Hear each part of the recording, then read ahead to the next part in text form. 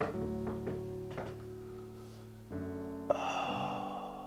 so shocked. I'm really not trying to be that guy that just cries on TV all the time. If this comes out, whatever, innit? But I need to answer it because of the question, innit? I'm trying to find on the comments where I left off. Oh yeah, the weed question. I remember that. Someone said, do you smoke green? Now, I'm gonna be honest, because you're calling it green, I can't tell if you're older than me or younger than me, because I've never called it green. But before I answer, I'd be interested to know, what do you lot think? Like, what do you think? Do you think I smoke or not? And I'd like to know that you put your answer before I give my answer, yeah? So I'm gonna give you a second.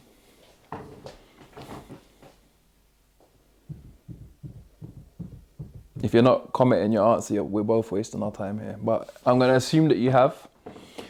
The short answer is no. I no longer smoke green.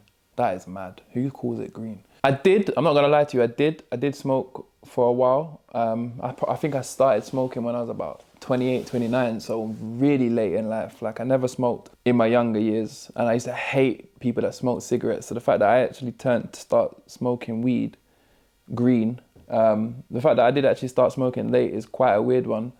My dad always smoked, so I was always around it. But what I will say, as somebody who didn't smoke and then smoked and then now doesn't smoke, is it has its benefits. It has its like sides to it that you enjoy. Most of my friends that I'm around, like pretty much all of them smoke. Not all of them, but most of them. And that seems to be something that they all just have in common, especially on link-ups and meetups. What I will say is I started smoking as like a social thing. Like I said, a lot of my friends smoke, so I might just have a few pulls on their spliff for those that like to share spliffs.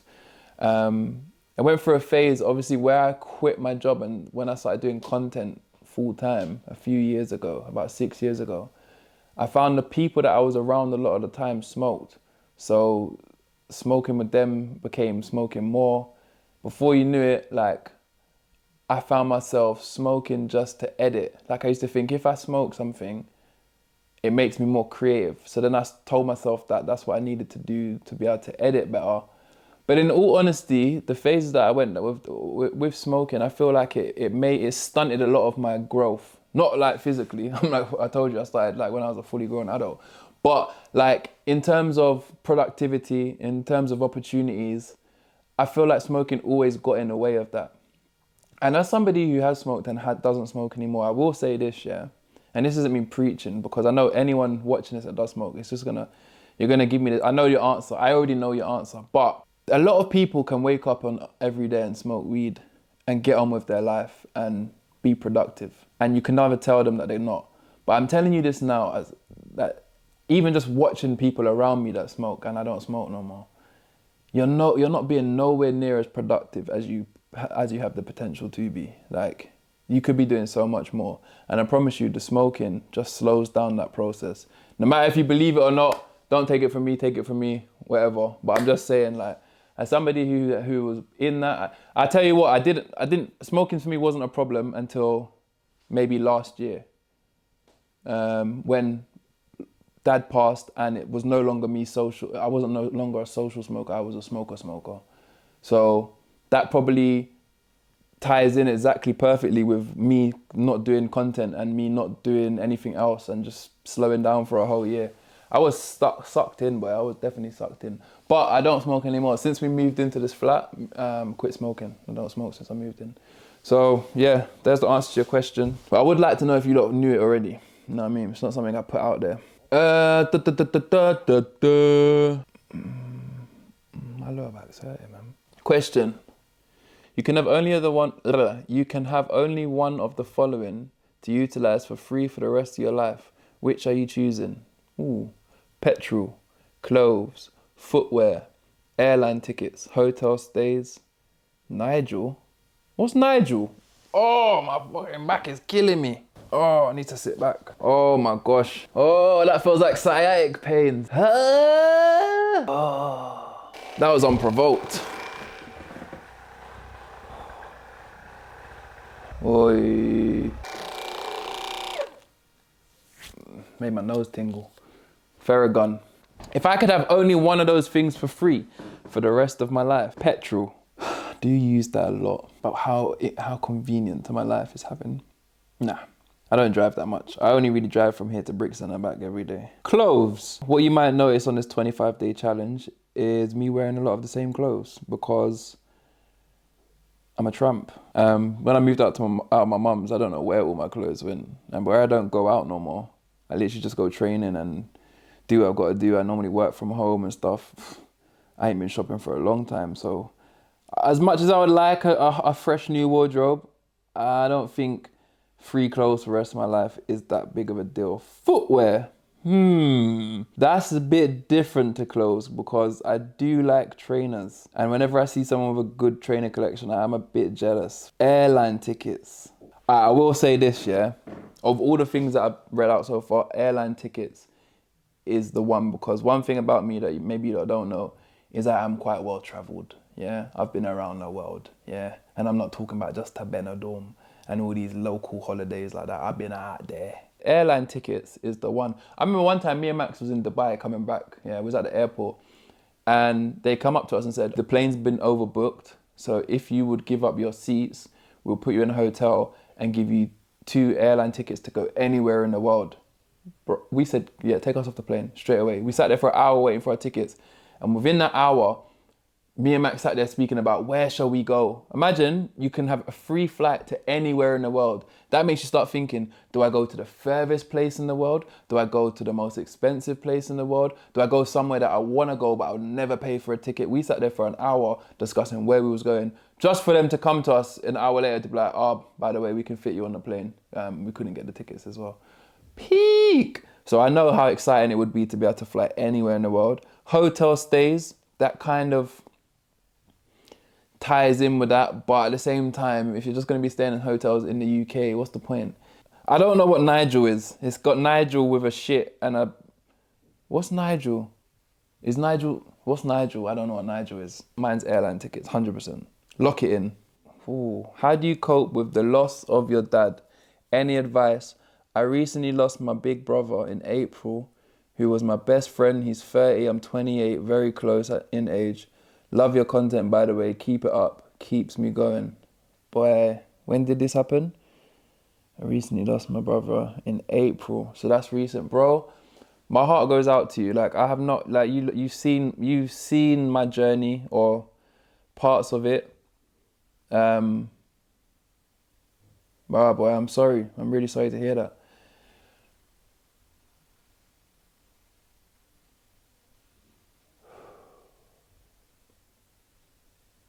Wow. Bro, shit.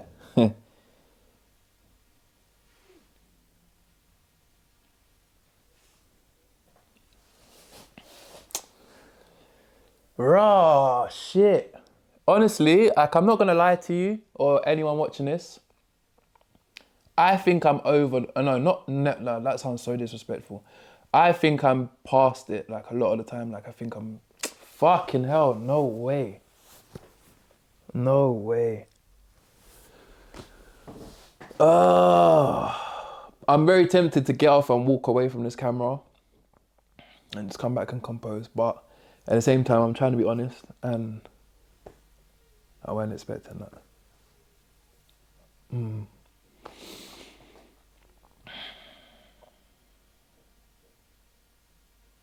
Yeah, 5 minutes. That's that. It is what it is.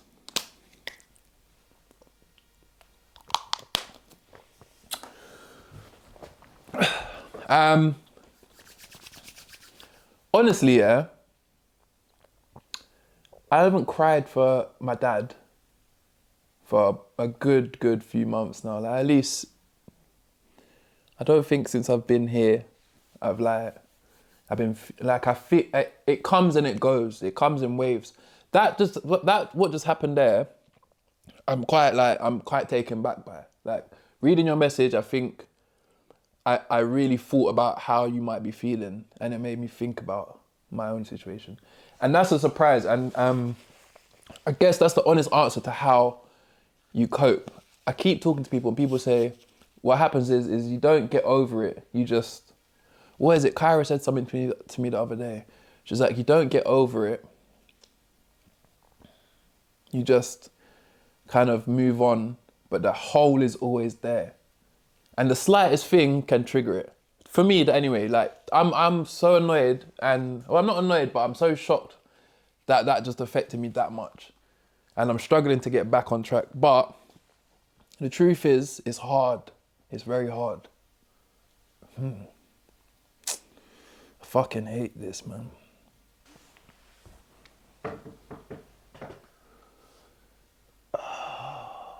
I'm so shocked.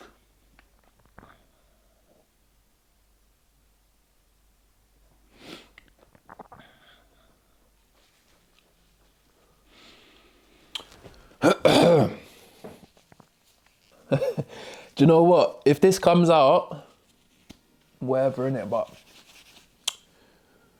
I'm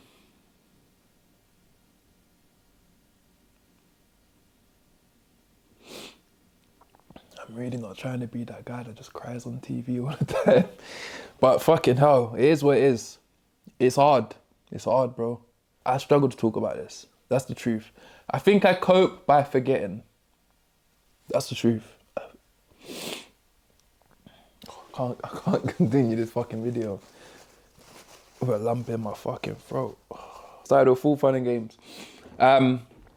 Yeah. I think it's tough. I think I truthfully cope by burying things and not addressing them. I don't think you should do that. I think you should talk to people. I think you should go to therapy. Honestly. I have been therapy. I went very early and I just stopped going. I don't know why I stopped going. But if I'm being honest, I definitely still need to go. Or at least talk. Like, to me, I guess this is a therapy because I'm forcing myself to talk in front of potentially thousands, if not a few thousand people that watch this YouTube, which is tough.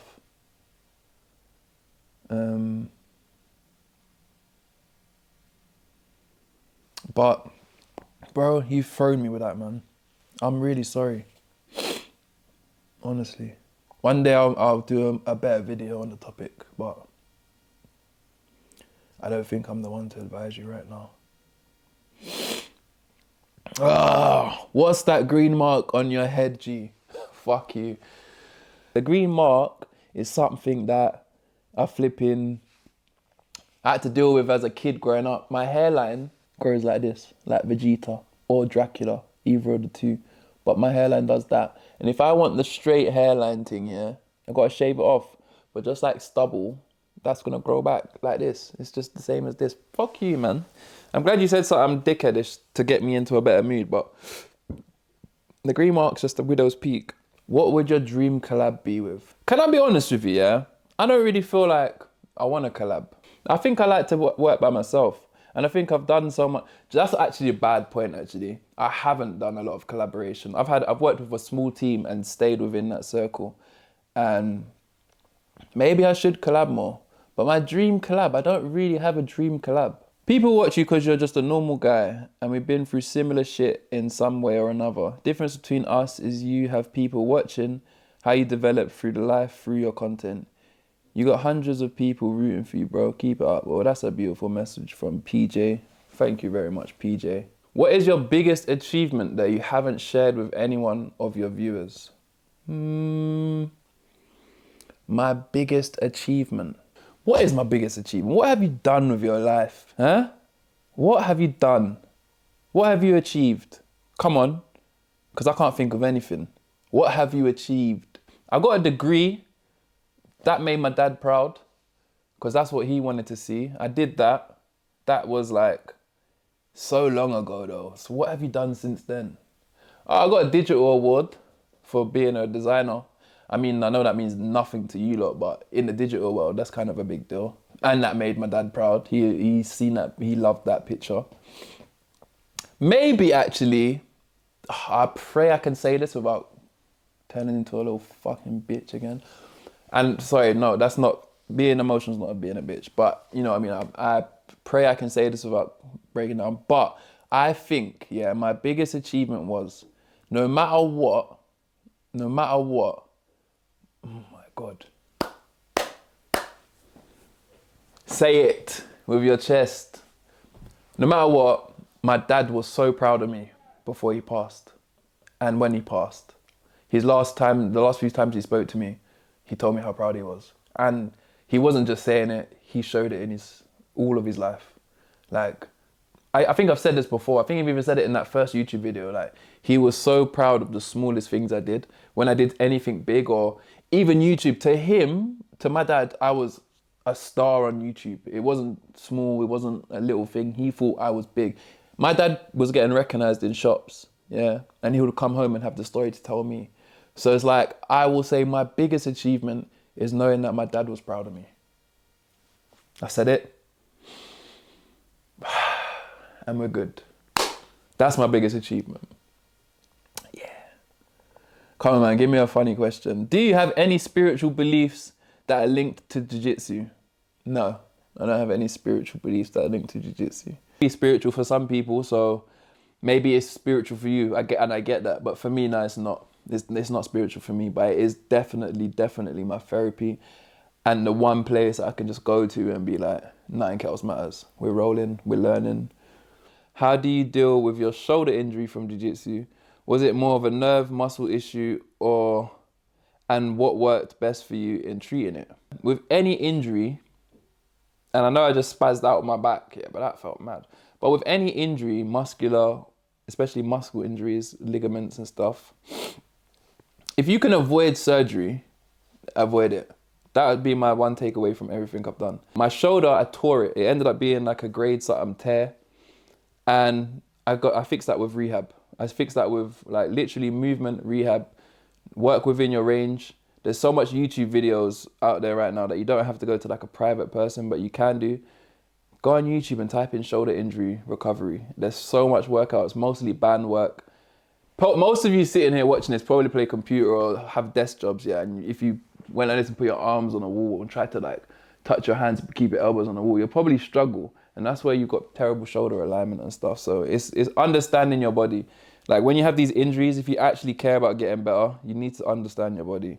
And there's so much stuff out there on YouTube right now that are telling you how to do it. And that's how I fix everything. If I have a problem, I YouTube, how do you recover that? What should I be doing? And then I do that. I get hyper obsessed with things. I think I realized the other day I've got ADHD. Kyra's been saying it to me for a while. Do you think you got ADHD? And I genuinely think I may have ADHD. When I want to tell you my story or something about me, I've got so much energy to tell you. Like, and I'll go into detail and I'm hyper about it. But when you tell me your story or people talking to me, I drift off so quickly. Like you tell me the beginning of your story and I start thinking about things within your story or how your story could be a sketch or how that's funny if that actually happened this way. And I'm not actually listening to the rest of what you're saying. My attention span is quite short. Give me a task that I really like, or don't even give me a task, just let me see a task I want to do. I can hyper obsess over that for weeks. I can study everything about it. I can learn everything about that one thing. But tell me to do my own filing for things I need to get done or tasks that need to happen. I can't bring myself to do it. I can't concentrate long enough to do it. Sometimes I talk really quick. Most of the time I don't, especially when I'm on camera, because I'm actually like, I'm in what I'm doing. But I don't know. I think I've got ADHD. I'm definitely borderline dyslexic. Like that's self-diagnosed. You lot can tell in some of my reading. That's the funny thing as well. When I used to like take the piss out of LV, it's kind of because like like if Kyra was sitting here, she'll be taking the piss out of me. My speech, my grammar, my spelling, my math. Like she'll take the piss out of all of that. Yeah. So I'm considered dumb to her. But then when like you're with someone like LV, you're like, fucking hell, bro. I'm sorry, Elza. I'm not saying you're dumb, but like, I may have come across smart in comparison to like Muller and LV, but really and truly, I'm just as dyslexic as both of them. But yeah, I hope I answered your question though. Like again, I don't even know what the question was. What was the question? How did you deal with your shoulder injury? That's what I'm talking about. That's ADHD, right? If there's anyone watching this that's a doctor, have I got ADHD? And how do you find out? What is it, like a written test? I think that's the last question. Wait, Max did say he's gonna send me a question. Max did say, wait there. He sent me a voice note as well. Bro, I just watched the video. What's all of this part 2 stuff? Roll the dice, big man. I don't know why you're trying to get away with sitting in front of the camera and doing another one. Roll the dice, pranks, dares, challenges, all of that. Yeah. Get up out the yard, and go and film the video. I'm trying to scam the people with part 2s. Bro, I hope you lot don't feel like that. This part 2 had to happen because I didn't have time to finish. But Max is right. We are going to roll the dice. He did have a question. But you know what, Max? Because you've gone on like that, I'm not reading your question. Because, yeah, give you what you asked for. You don't want questions. Let me get the dice. What are you lot hoping for? What video are you hoping to see? Comment what you're hoping to see. And I'll tell you what you're getting. Oh, create. It's rubbed out, but create. We actually haven't had a create. Cool. Tomorrow's video will be create. I've been your boy Bailey London. I hope you lot enjoyed that video. Sorry it got quite emotional. I'm actually quite annoyed about that, but it's the truth. It's my truth. And anyone going through that kind of loss and heartache, my heart goes out to you. It's not going to be easy. I would say it does get better, but it'd be hard to make you believe that considering that what happened today. But I promise you, like day to day, month to month, I'm okay. Like, and I have nothing but good memories about my dad. But sometimes the slightest thing can set you off. And as you saw today, it's hard to stop it. Sometimes you just got to let it happen.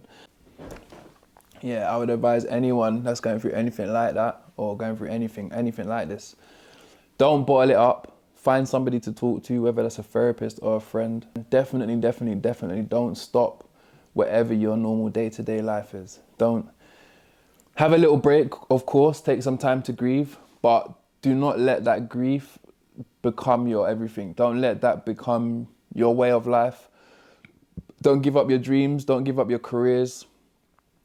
Don't break up with people, don't do wild shit that you can't take back. Like, I think when people grieve, especially myself, and I've seen other people, I think one thing we all have in common in grief is we develop this kind of a fuck it mentality where whatever's happening is happening and whatever wants to happen can happen and whatever, and don't live your life like nothing else matters anymore, because everything matters. And once you realize everything matters, once you stop saying fuck it, you'll look back at like a trail of destruction that you've left yourself, and you've got to pick up all the pieces.